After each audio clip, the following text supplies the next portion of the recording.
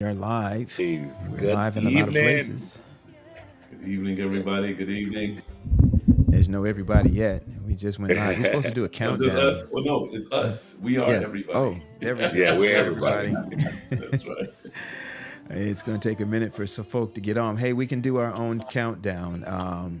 Uh, what we do? 10, 9, 8, 7, 6, 5. Those of you that are coming on right now, the 4 of you, we're doing our countdown live. What are we were on? 5, We're on five. Five. 4, Five 3, seems like it's pretty long.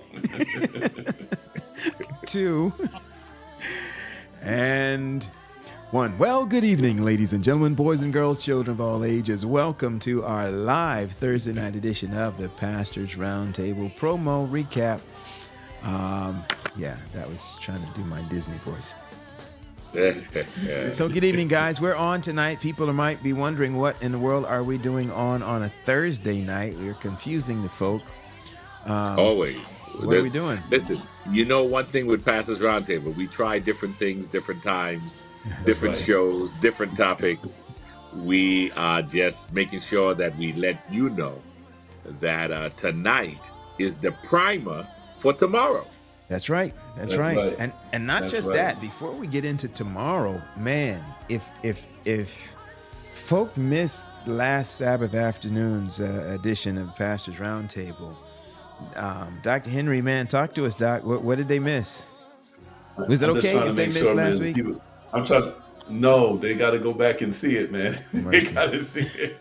But listen, I'm just trying to make sure people can see what I have on, man. I wore this for a purpose. Let Oh, me you make sure gotta that we zoom gotta out. zoom. We gotta zoom out a little bit so they can see this. Are we doing branded wear Oh, now? yeah. Hey, we can do it now, right? Okay. Well, Might have to go oh, back and I revisit gotta that zoom. conflict of Yeah, interest I got. Anyway, show. I'm gonna have to zoom out a little bit more so they can see what I have on. Let me see. We're gonna do this. By Okay. the Well, way, we're just if gonna you're go all the joining way us back. tonight and you're joining, oh, there it is. I see it. There you go. I just had to let them see that right there. Okay, we could. We all Well, have that. If you had told us, said hey, something, we could listen, man. have. I'm just trying to be a little different, man. That's all. All right. Well, let me get back in, man, so I can kind of be All um, right. with everybody else. All right, there you go. Well, listen. Last Sabbath, my, we had Dr. Wintley Phipps. He was on. He's been on a lot of podcasts, just spreading that message, man, that things need to change. I think Is that's that, what you that were what he said? saying. Well, I don't want to put words in his mouth, but things need to change. Mercy, mercy Listen, me. we revisited the conflict of interest. That's something that the Pastors Roundtable, we had a show on that in the summer. I think it was might have been the June, the first first week weekend in of June. June. Right, right. And so we kind of revisited that and talked about this whole conflict of interest and how it impacts not only pastors, impacts members, and we're trying to figure out a way and how we can address this in a way where changes can be made. We had the conversation; it was good conversation. We talked about, he talked about his book.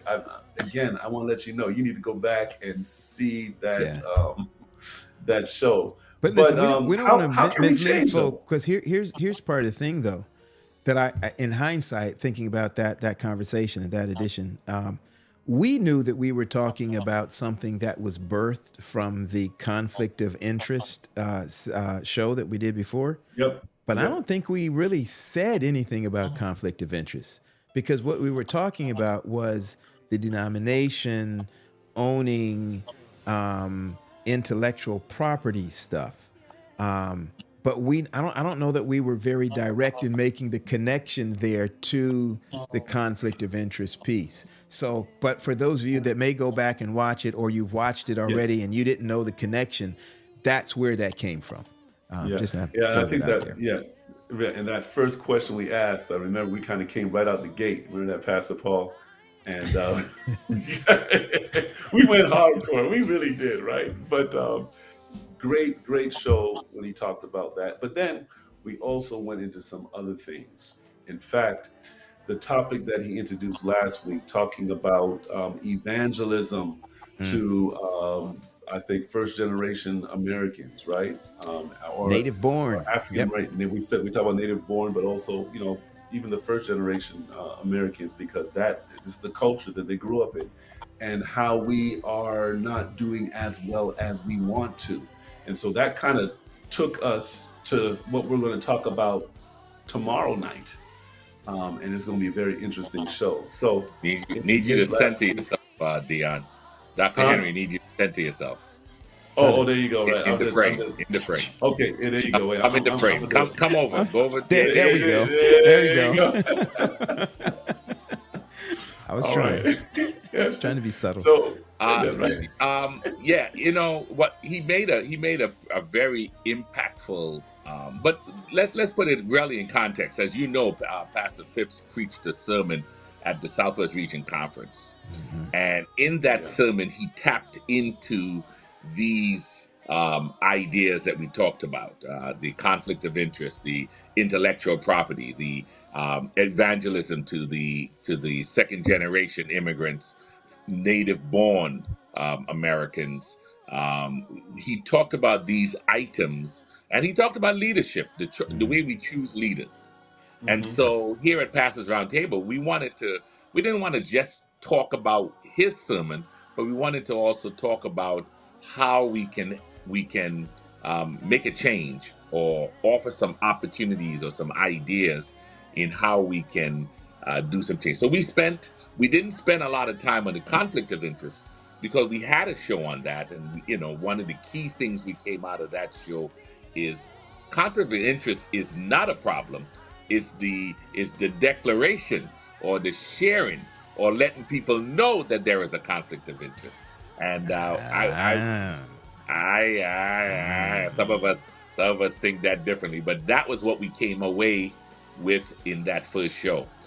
Last week's show, we talked a lot about the intellectual property and being able to be creative. I think Pastor Phipps talked about the fact that what the system that we're in can stifle creativity among pastors and leaders and within the church.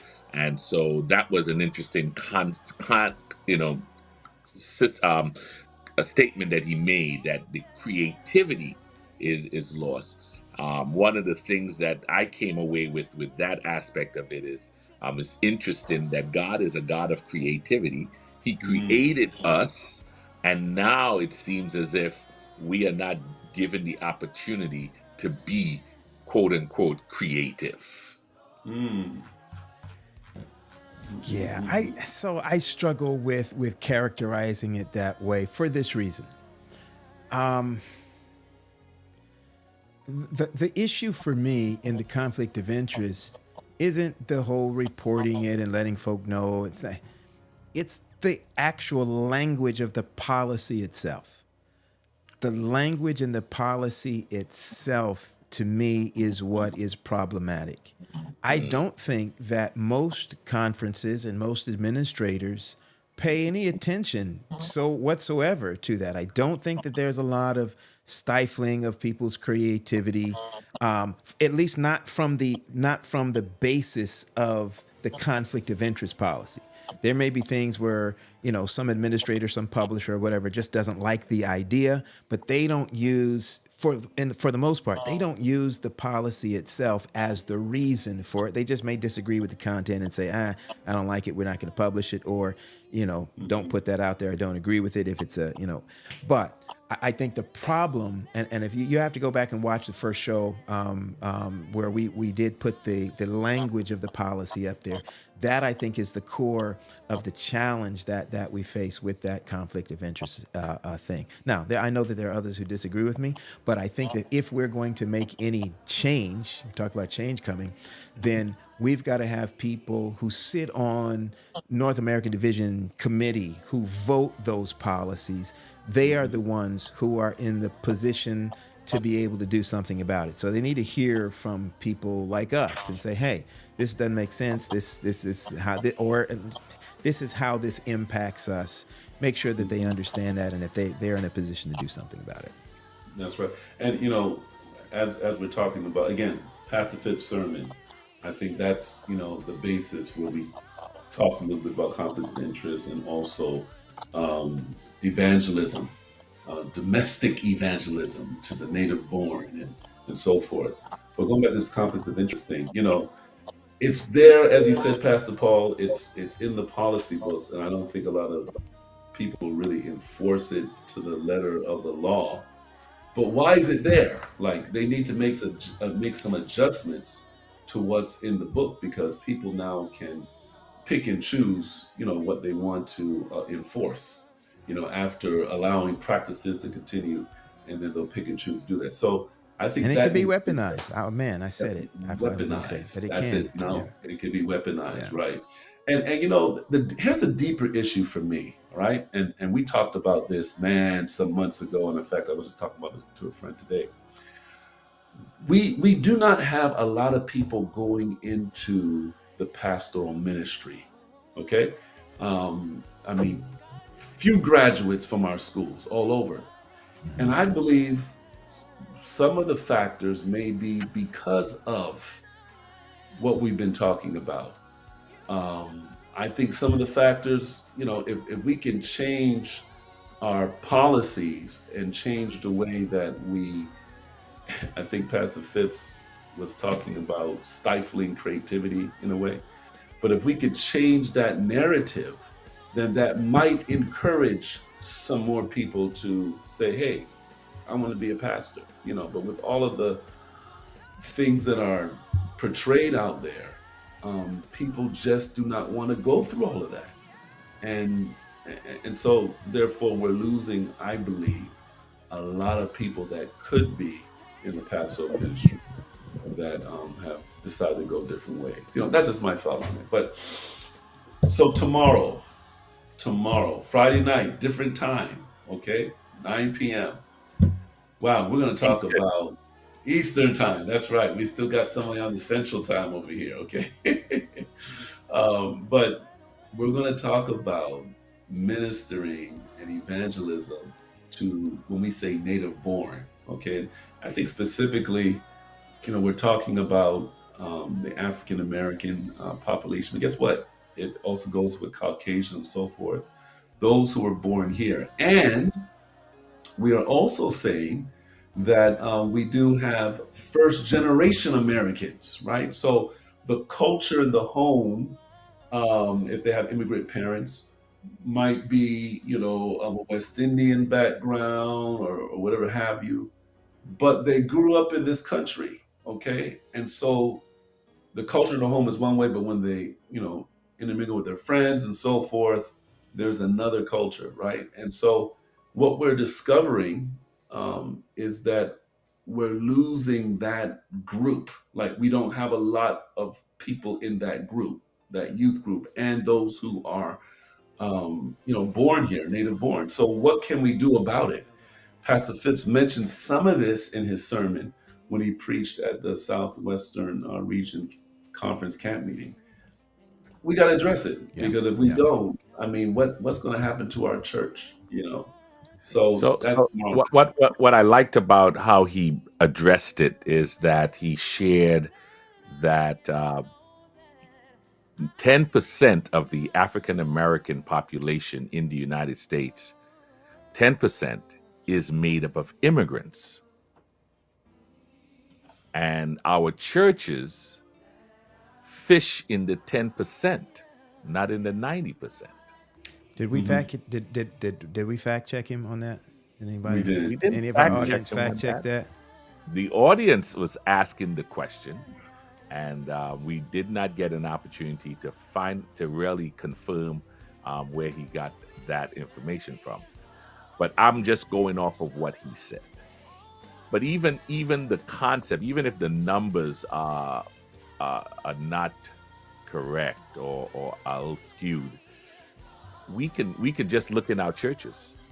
and we can see that we can just look at the churches, and it makes sense. And Mhm. but I think also in the conversation tomorrow we're gonna tap into the church culture. I think we talked a little bit about that.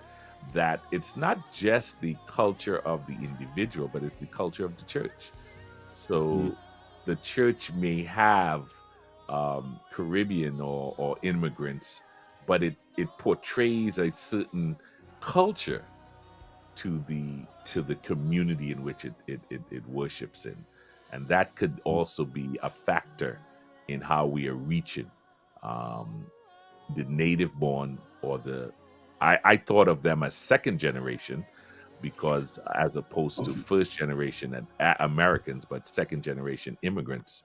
But Okay. they We are can do that. native born. Yeah. Yeah. Okay. Pew says 1 in 10.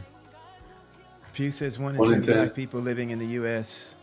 are immigrants. 1 in 10. Okay. Wikipedia, yeah, Pew says 1 in 10, so that's That's aligns with. 10%.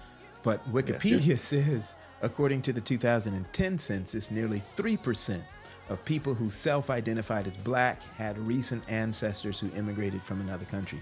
That's not quite the same thing, but the number is drastically lower. So that's Mhm. Yeah. So here's another interesting thing, as we're thinking about this topic and preparing for tomorrow. Um, there's a there's some stuff you can find online, some papers that were done, research that was done, and one person mentioned this. I thought it was, thought provoking and something that I think we could agree with.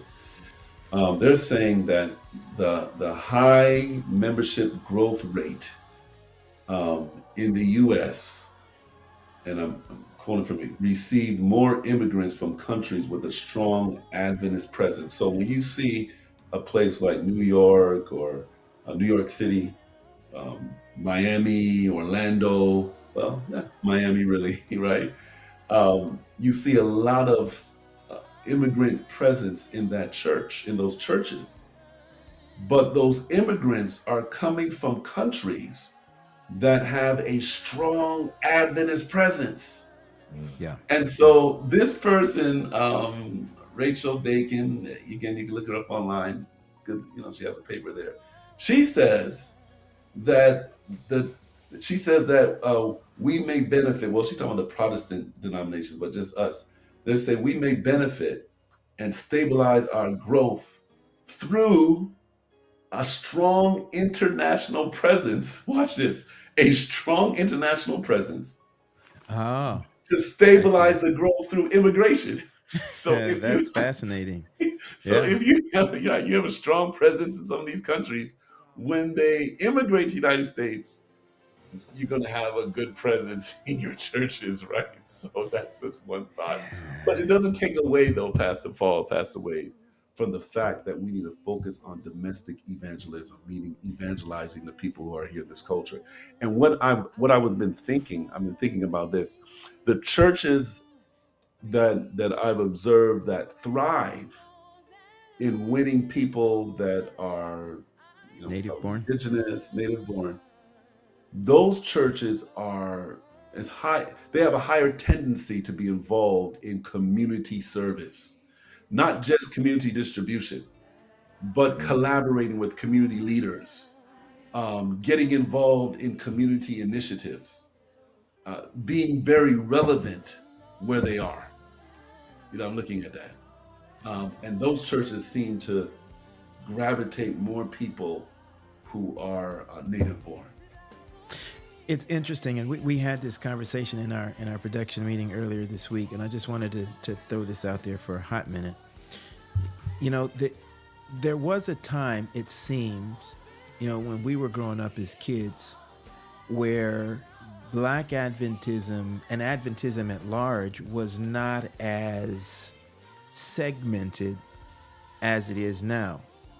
And as we look back on it, by the time I got to college, there was a lot of frustration over that because it seemed like Adventism was this colonial, representation of a religion that was really steeped out of colonialism and white supremacy. Now, we weren't using that term back then in college. We weren't using the white supremacy thing. I don't even think we were using the term colonialism. What we were using was Eurocentric. I think that was the term that we were using, and that our Adventist culture, Adventist liturgy or worship was very Eurocentric in how we did church and how we did worship. And so it was evidenced in our music. And so in a church, Dion, you and I grew up in the same church. And in our church, it was a very African-American dominated church. Like as I was going through, I was calling names and I was thinking, yet there was a good mix of Caribbeans in that church as well. So it was a very interesting mix of all this stuff. But you know, our church, we didn't do Black gospel music. We did anthems and hymns and spirituals for the most part. It wasn't until later years that church, but we did very well at that time. And this is the early 80s, mid 80s, in reaching African Americans. We didn't have an issue reaching African Americans. We didn't have an issue reaching Caribbeans. Church was growing. That church, by the way, for those of you who don't know, over a period of about 7 years, that church went from about less than 100 members to over 700 members in 7 years. Again, 700 members, that I don't know what the percentage is, but over the course of 7 years, they went from less than 100. It was about 86 members when we got there, and then we left. It was over 700 members in that church. But there wasn't talk about African American versus immigrant or West Indian, this, that, and the other, because in that time, Adventist culture was a thing. It was the Adventist culture, and we talked about first day or non-Adventist, worship style cultures, all of that. But now, where we do talk more about Black liturgy and worship styles as they differ from place to place, it seems now we are recognizing that we are having more of a struggle reaching Black American audiences. And so tomorrow night, we're going to dig into that and try to figure out what are some of the reasons for that and what are some of the answers. And we hope that you, our audience, you'll tune in tomorrow night, and we'd love to hear some of the suggestions, some of the observations that you guys have about those two things. What has caused it, and then how do we fix it? A lot of times we have lots of causes and few fixes, but we believe that everybody can chime in on this and has something valuable to contribute to this discussion. So we look forward to your participation tomorrow night. What time did we say again, guys? 9 o'clock. 9 Eastern. 9 o'clock. 9 Eastern, 8 Central. What do you guys think about what I said, though? I know it took a long time saying it. I always do. But the thing of the move from more of an Eurocentric Adventist culture to more diversified subcultures within or underneath the Adventist umbrella. Does that seem to be? Have you seen that? Am I stretching, reaching on that? What's your thoughts? So you're not stretching or reaching.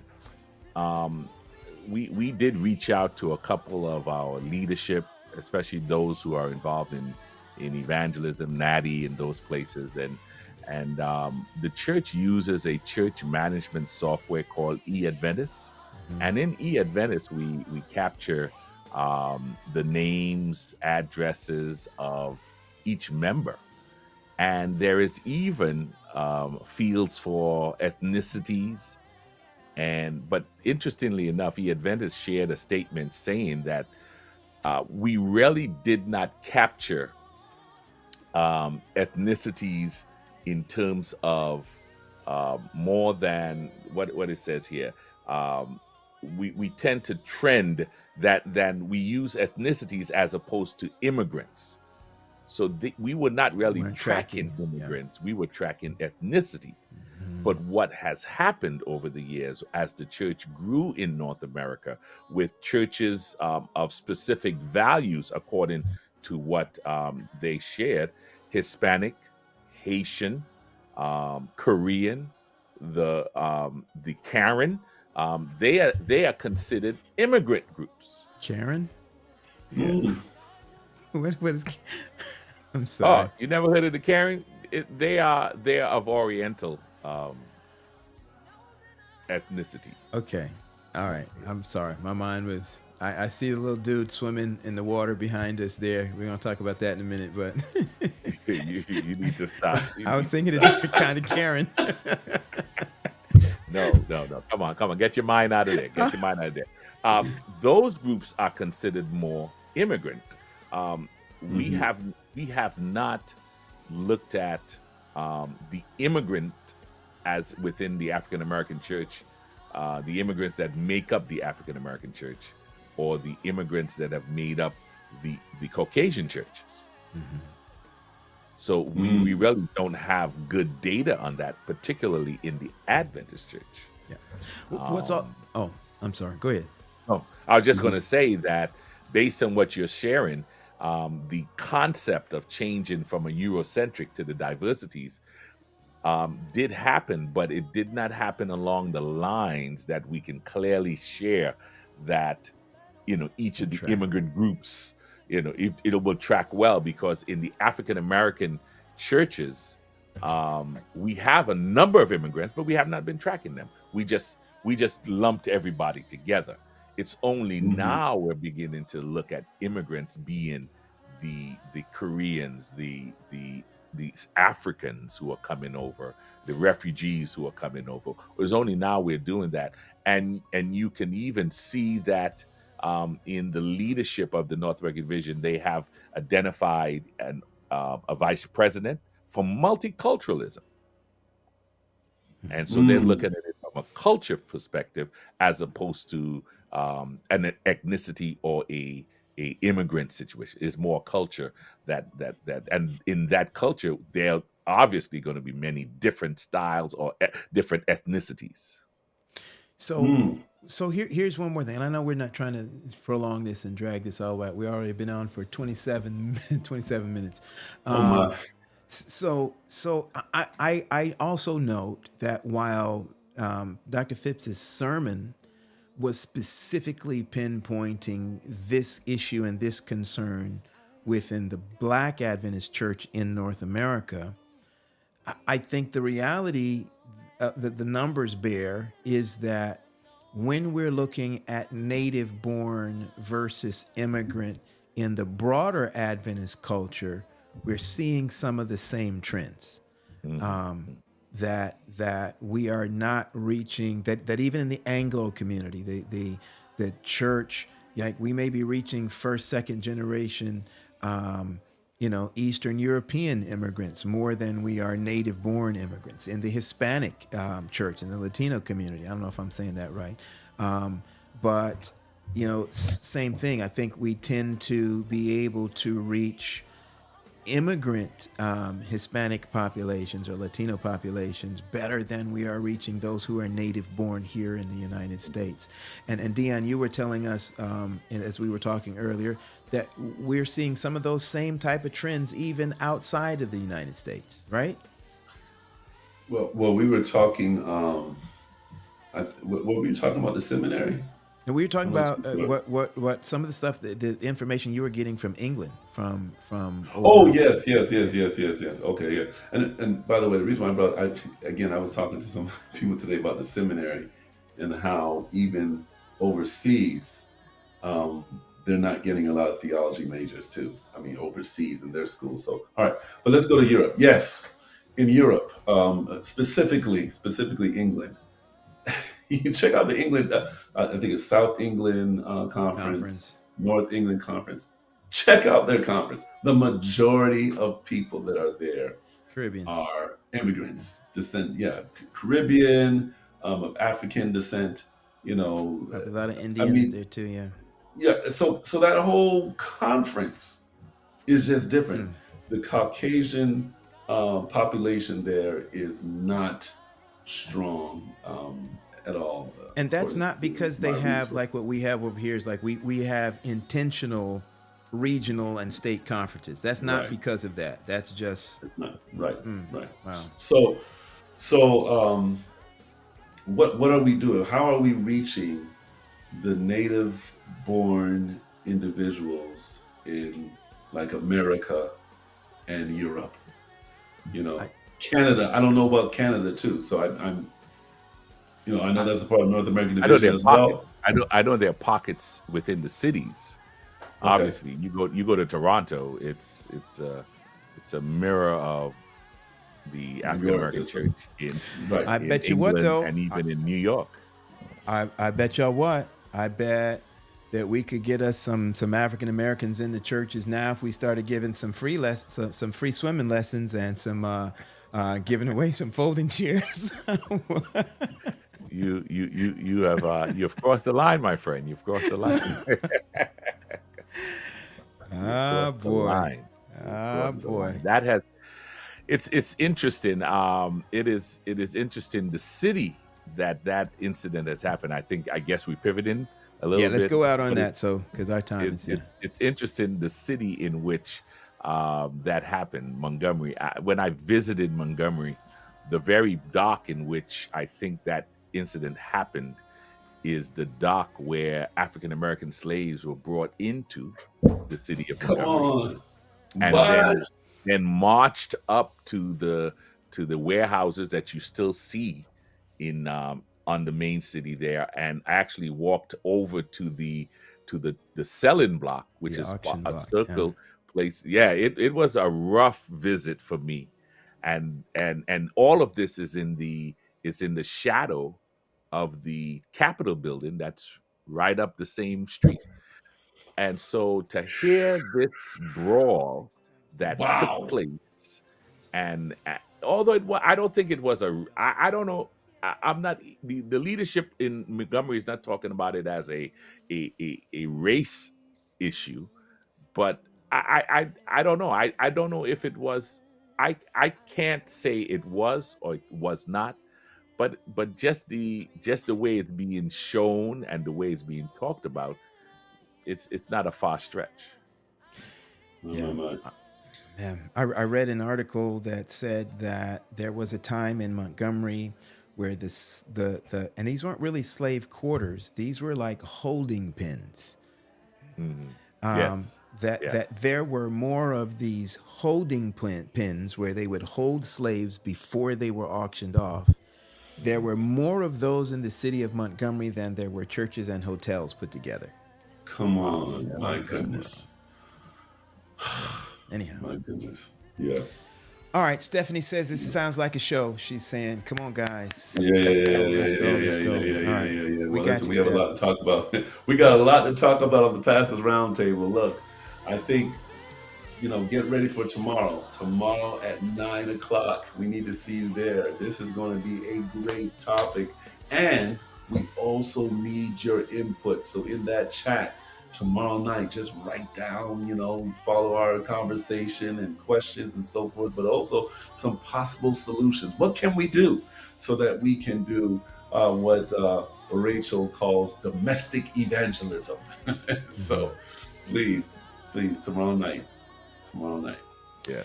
Yes. All right, Raj, this is your time, man. I don't know why you. Listen, thank you go, for Steph. joining us for this quick There you go.